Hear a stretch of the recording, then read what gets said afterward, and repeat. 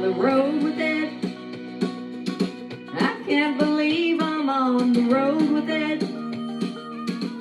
So I just got a call from my brother-in-law, Ed, and he told me that he's getting ready to go to Las Vegas in a couple days to run a race. He's always been doing marathons and these 50K runs, so he's way into running, and he's won some races. I'm really amazed with him. I'm sure he could do it.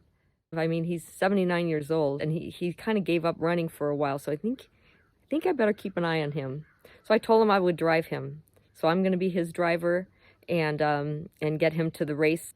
The race is going to be about 20 miles outside of Las Vegas, so I'll get him there in the morning. It will be about an 8-hour run for him, so I probably won't stay the whole time. We'll see. So I'm excited about it. I think it's going to be kind of fun, and I need to get away because this pandemic is, it's starting to get better. We've got people getting vaccines now, which is awesome. I feel like I could really use a little vacation anyway. So I hope you'll come with me, and we're going to make sure that Ed gets back home safely. That's the goal. I want to bring him back alive. Well, I'll only be gone for a day and a half or so. I think Mr. Kit should be okay without me. You gonna be okay? I'll be back as soon as possible, all right? Make sure that no marauders get in here, okay? Bye, Mr. Kit.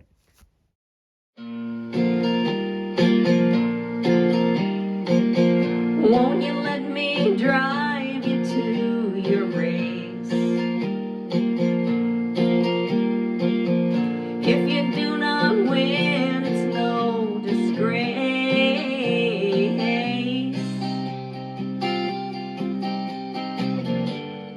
I just want you to survive. I want to bring you back alive. So I'll take you. Oh yeah. So tell me again, the first time you did the JFK race in Maryland was, how old were you? The first time I was 35. 35. Yeah. And it was going to be 50 miles altogether. Yeah.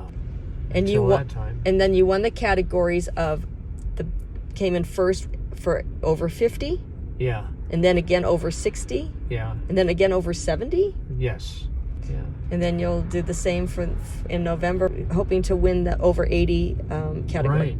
Wow. What do you think it is in the brain of a runner that is different than people who say, I don't like to run? Who would run? Is you notice it's a different kind of mentality? I think we evolved. I think our species, Homo sapiens, evolved as a running species, that we had to run to survive. That's how we developed our bipedal physique. Running was part of survival for humans. So it's ingrained in our DNA to be runners. It's just that some people have gotten lazy and others haven't. Well, I think civilization has taken us away from a lot of the practices that were normal for humans for hundreds of thousands of years. Mm-hmm. We will attempt to do drive-through packet pickup on your way in to the parking area. It would be very helpful to expedite packet pickup if you do the following. Packet pickup will be located near the start-finish line at the beginning of Lovell Canyon Road. Stay in your car. After the drive-through health screening and packet pickup. Wait, say packet pickup 3 times fast. Packet pickup, packet pickup, packet pickup. Sorry, I couldn't resist. Okay, go on. When you are ready to race, use the toilet and refill your water bottle. But not with the toilet water. It doesn't say that, so I guess you can. I'm going on the 18 now, by the way. Okay, yeah, good. I'm on the road with Ed. I can't believe I'm on the road with Ed. I'm gonna do my best to bring him back alive. I hope he wins his race and I hope he doesn't die. So Ed and I made it safely to the Holiday Inn Express in South Las Vegas, which is pretty much Las Vegas. It's taking everything in my power not to go to the Strip tonight and do some gambling because I've got gambling fever. I'm only human. We're in Vegas. I feel like an animal that's been caged for the past year. So I got my PJs on, see? I'm gonna be good tonight. Gotta wake up tomorrow morning at 5:15. Ed has to check in by 6 a.m. tomorrow. He starts his race at 7. He's my brother-in-law. He's helped me through some of the toughest times in my life. So I just wanna be here for him. And I hope that I don't oversleep. I'm gonna stay in. I'm watching Ancient Aliens right now. Perfect, right, for me? And hey, it should be a fun adventure, even if I can't go out and gamble. Well, I really wanna go out tonight. I got a feeling that it wouldn't be right. I'm so tempted to get out of this bed, but I'm watching Ancient Aliens instead. Clowns to the left and jokers to the right. Here I am, stuck in the middle. Well, it's 11:30. Somebody above here, it's like Bigfoot. There's a car alarm going on outside. We're near the airport. This is crazy. I woke up at 5:11 this morning because a jet took off and sounded like a rocket on its way to the moon. So I'm awake and I'm waiting for Ed to come over. I'm excited, but a little scared. My hope is that I bring Ed back home alive.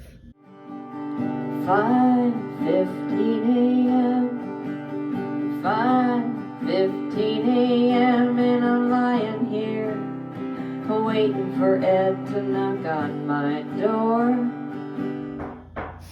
And there he is. Okay, let's see what's going on here. There he is. How'd you sleep? Actually slept fairly well. You're kidding me. What about all the planes going over every 10 minutes?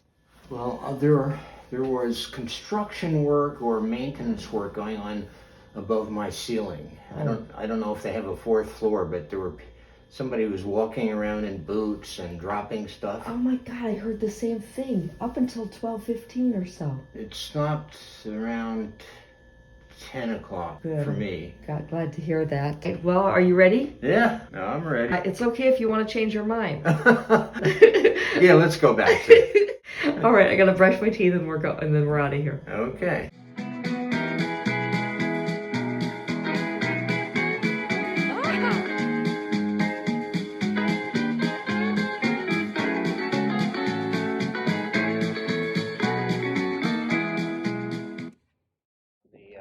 Elevation map of the course. It's downhill to the finish.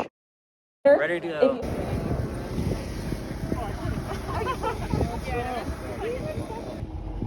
Janine, there is something I would like to have. Okay. Other than money. I have a pair of brown gloves. In 5, 4, 3, 2, 1, go! Here they go. 5, 4, 3, 2, 1. There they go.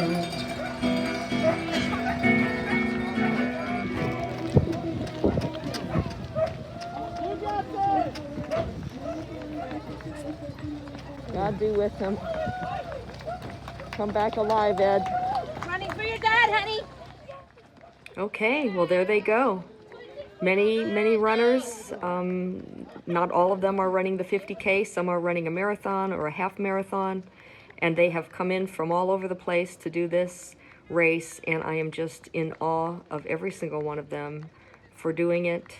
And I'm out of here now. Okie doke. It's about 7:15. Ed is on his way. And it's a beautiful, beautiful morning. I'm glad to be here. I'm going to get a shot of this right here. Wow.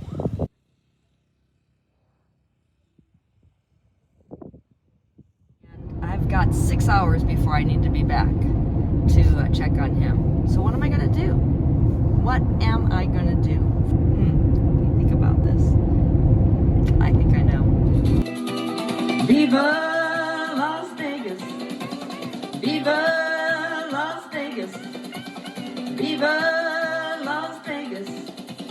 Viva, viva Las Vegas. Well, I'm having a hell of a time finding my favorite Keno machine here. So I'm playing Willy Wonka instead because I've always loved Willy Wonka. Okay, here we go.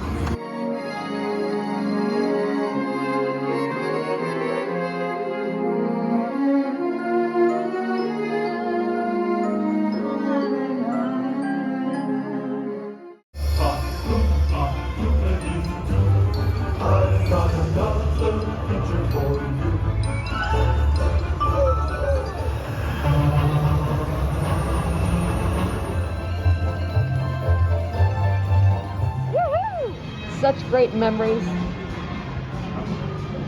Going to the House of Blues. Last time I was here with Donna and Bruce, we saw Santana. He was so freaking good. Well, I can't find my penny slot machine Keno's, so I'm going to play this 25-cent machine just for a few minutes, and then I'm going to head out of here. So here we go. I'm going to go for this corner up here. I'm going to do 5-spot. And the reason why I'm doing a 5-spot is because it's easier to win than a 6-spot. So here we go.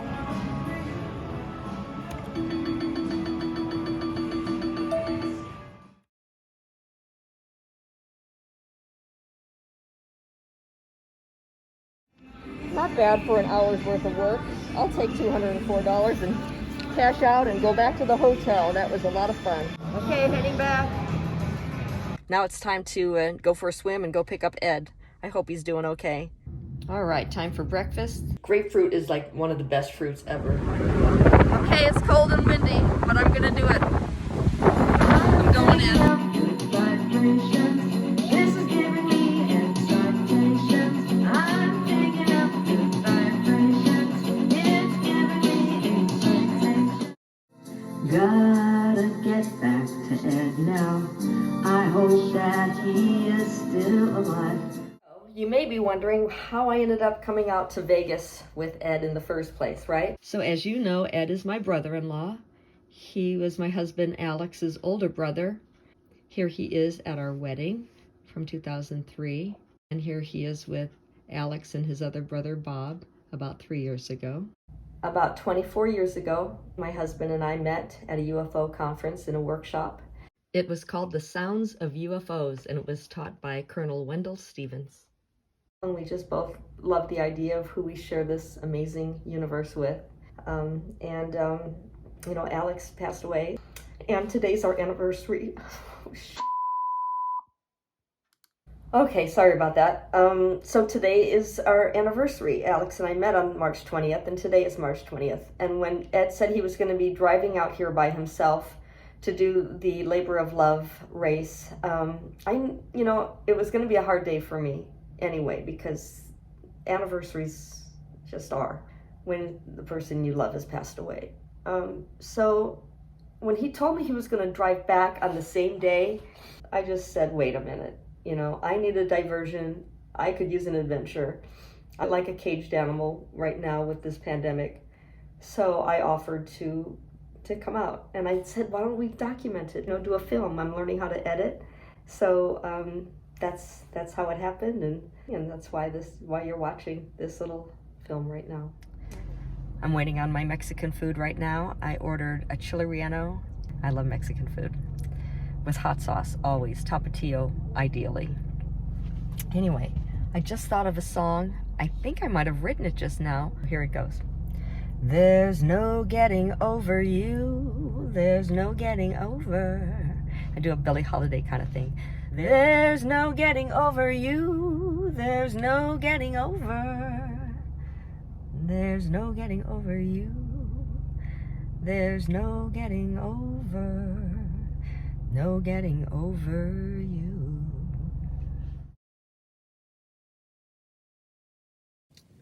Okay, I'm back now. It's about 1 o'clock, and Ed said that he should be passing by this way. So I'm getting ready to hopefully capture that.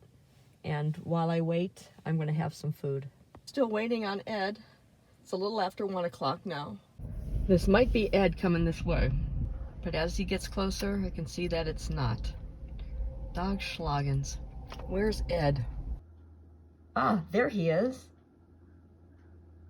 Who does this sort of thing? Only the best people. Only the best people. You got 5 more miles after this? Yes. All right. Keep it going.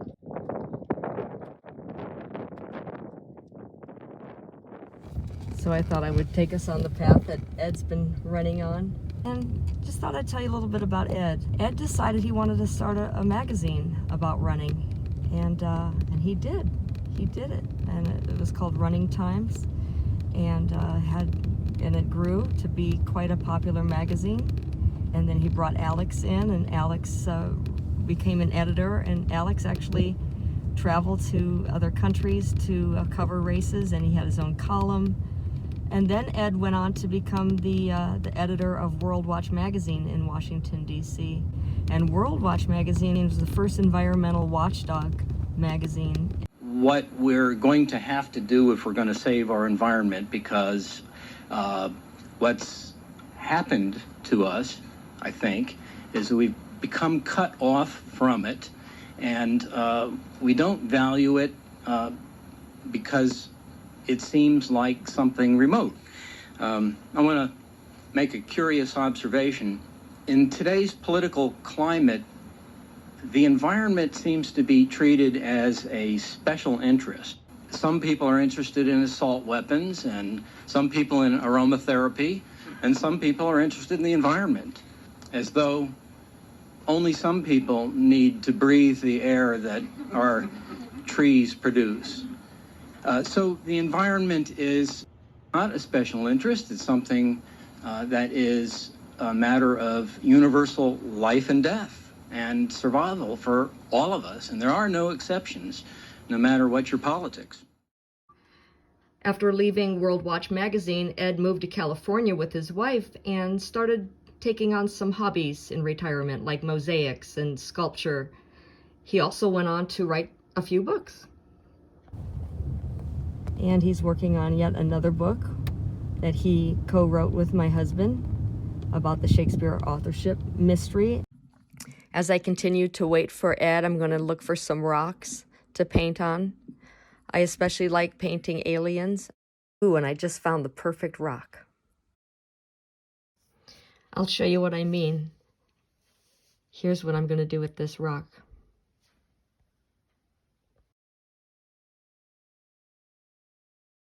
Oh my gosh, here comes Ed.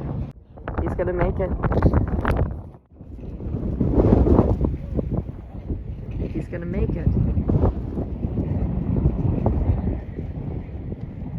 Good going, Ed. You're amazing. Amazing.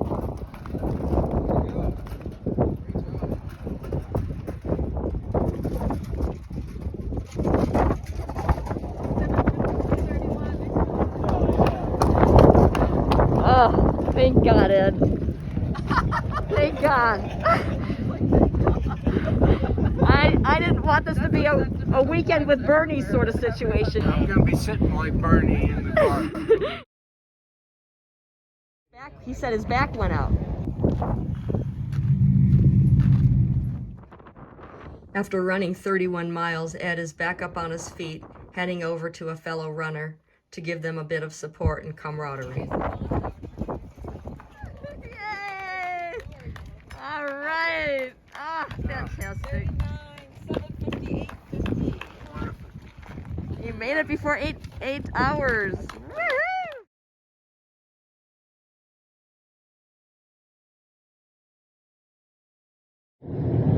Okay, it's not what you think. Ed's just sleeping. I knew that I might have trouble with the burn on the bottom of my feet, because that's been the big challenge for the past year. I've had 5 different doctors study it, and none of them have figured it out. In training, I've been able to go up to 23 miles before the burn got really severe. And running on dirt is much more forgiving than running on hard pavement. So I took in acetaminophen at 9 miles, and in the course of the race I took 2 more. What about the gels? Did you have all of them? I didn't use them all. I used about 8 of them. I would have used them all, but the aid stations were also providing something called Heed, which is a drink that has basically the same ingredients as the gel.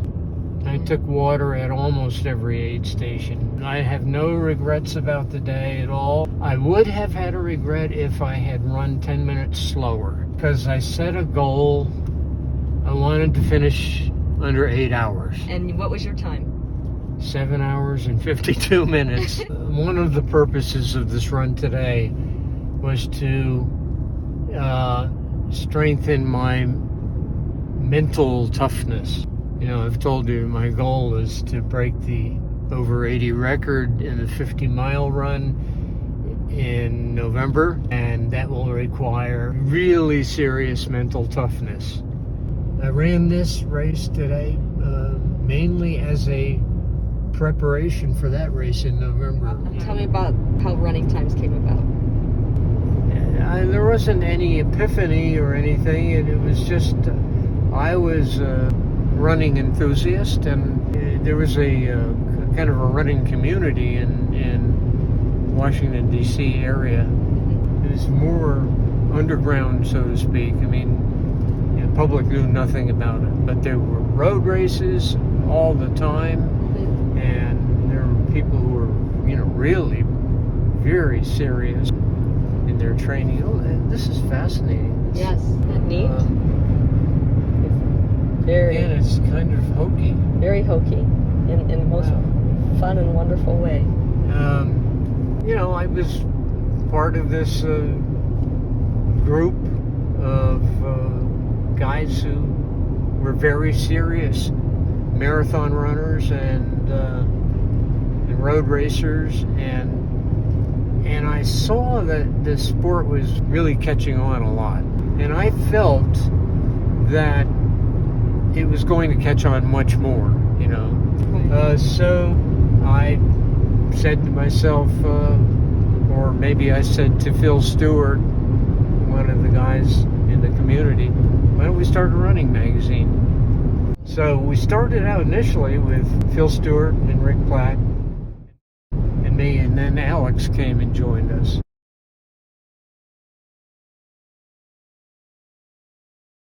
What is Alex's advice? Alex used to tell me, breathe every day. And I thought that was just so profound and so hilarious. He had many, many good sayings, many good quotes.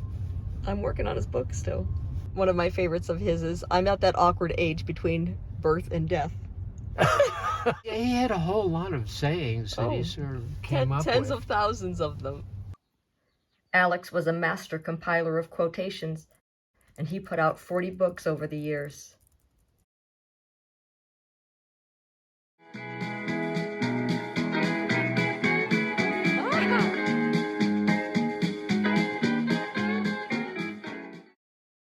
Thank you so much. Okay, Ed, you get a good night's rest. You too. Okay. Give me a good Yelp review. Honey, I'm home. Did you miss me? Did you keep the marauders out like I asked? I hope so. There's no getting over you. There's no getting over you. There's no getting over. There's no getting over you. There's no getting over you. There's no getting over. There's no getting over you. No matter what I do, there's no getting over. There's no getting over you. I hope you know it's true. There's no getting over. There's no getting over.